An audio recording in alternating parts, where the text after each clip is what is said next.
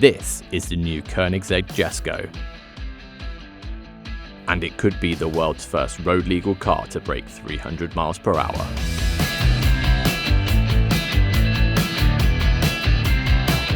The $2.8 million car is a replacement for the Agera RS, which in 2017 broke a world record, achieving a speed of 277.9 miles per hour. We've redesigned basically every element of the car. We're starting with the very heart of the car, or the centre of the car, which is the carbon fibre tub. The tub in this car is 40 millimetres longer, it's 22 millimetres taller. It gives us a 40 millimetre longer wheelbase and closer to 30 millimetres of more headroom. So it's a bigger car in every respect. Obviously the visual design is different and every panel is different, but even the way we put those panels together is different. We now have a 2-section front bumper and a 2-section rear clamshell, which makes it a bit easier if there are any repairs to be done. It's also easier to manufacture. The engine on the car has been redesigned. We've got several new elements in the engine. We've got new conrods, the new crankshaft. We're running with bigger turbos, and we've designed an air injection system for the turbos to eliminate the turbo lag. There are a number of new design elements that have pushed the horsepower limit even further. So we're now making 1280 horsepower on this car versus 1160 in the RS, and 1600 horsepower on E85, which is up from 1340 in the RS. So we've tried to push absolutely every element of this car.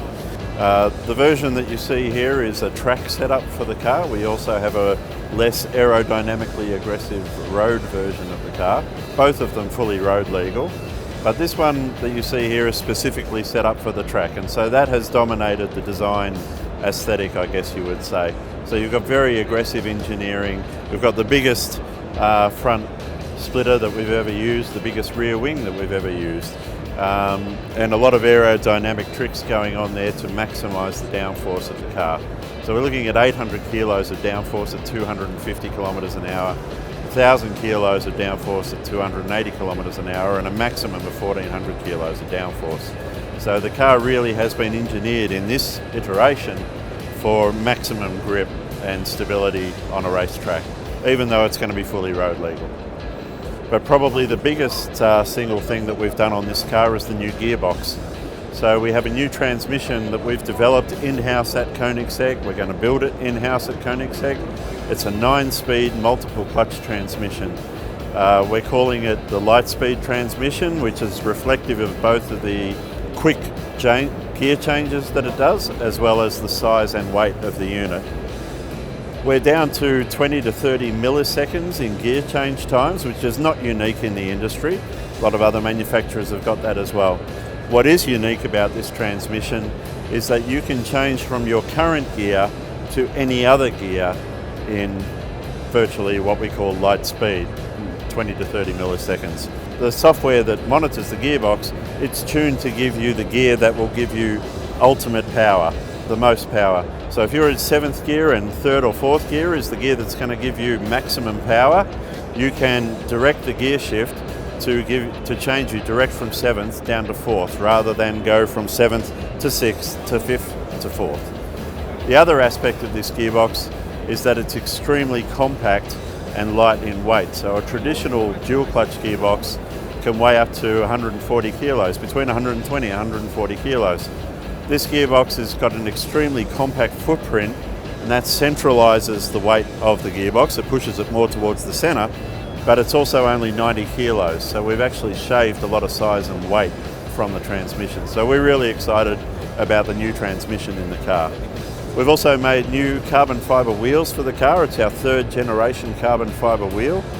The size has actually got bigger. We're making a 20-inch wheel at the front and a 21-inch wheel at the back. But that 20-inch wheel at the front weighs just 5.9 kilos, and the 21-inch wheel at the back is only 7.4 kilos. So, as I said, every aspect of this car has been redesigned, rethought through, every aspect examined and made better. So how does it reach 300 miles per hour? This version that you see here hasn't been designed to break that record, but we are doing a second version of this car which will not have the same aggressive aerodynamics. That will be more of a road version, and we do believe the calculations tell us with the increased horsepower, etc., that car should break 300 miles an hour.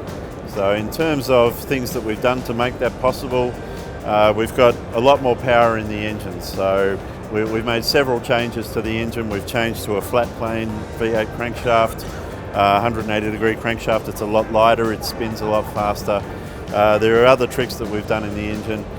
Basically, we've lifted the output of the engine on regular gas by 120 horsepower. So this is now making, on regular pump gas, 95 pump gas, 1280 horsepower.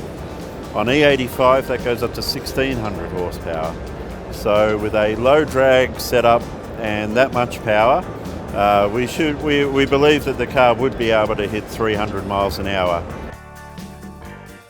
So if you like what you see here with this show car, sadly you can't have this one. It's just a show car. It's not a running car as yet. It will be soon.